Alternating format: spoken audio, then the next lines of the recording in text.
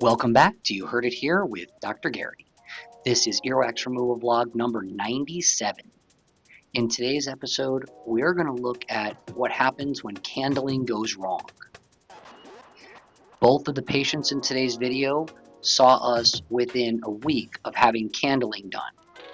This first patient reported that after the candling, their ear heard less than it did before the candling. As we're looking in this ear, you can clearly see that candling was not effective in removing the wax from this patient's ear. In fact, it likely warmed the wax up and caused it to be even more tightly impacted on this side than it was prior to the candling procedure. We're getting this out in one giant glob using the curette. That is an absolute huge piece of wax. As we look back in, we can see an intact, healthy appearing eardrum.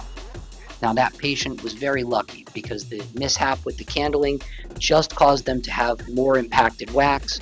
Nothing actually went down to or on the eardrum, and no major issues were had.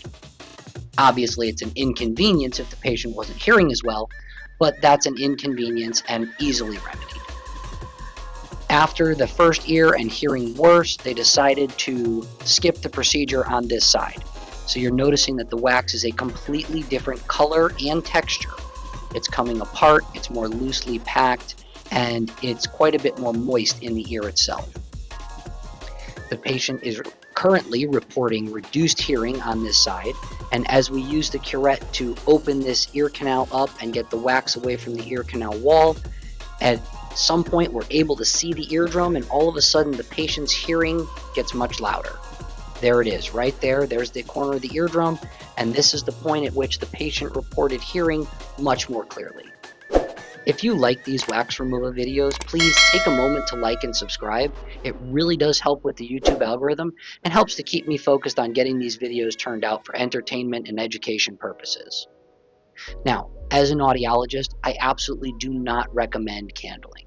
Candling is one of those things that some people will swear by.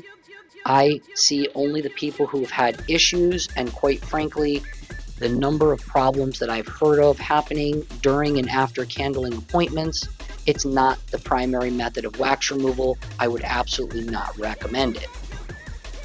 Now you can see that we got that wax removed with no issues.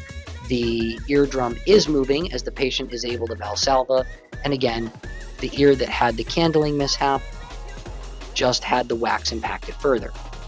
Now let's look at this next patient.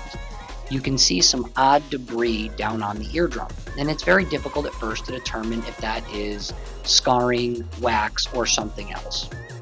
The patient is able to valsalva, meaning that they can pop their ears. Their eardrum is moving. We did run a tympanogram on this patient and see that they had slightly reduced eardrum mobility, but still close to normal limits. The only reason we know that this is wax is because upon seeing this, we sent the patient to their ENT. Their ENT used a local anesthetic and actually scraped the debris off of the eardrum and told the patient that it was wax, likely from the candling appointment they had about a week before they came to see us.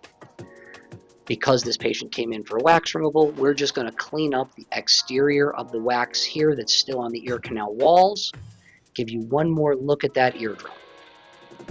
Again, if you like these wax removal videos, please take a moment to like and subscribe. I'm happy to bring this to you, and hopefully we can educate and entertain. Candling, not the most recommended method for earwax removal.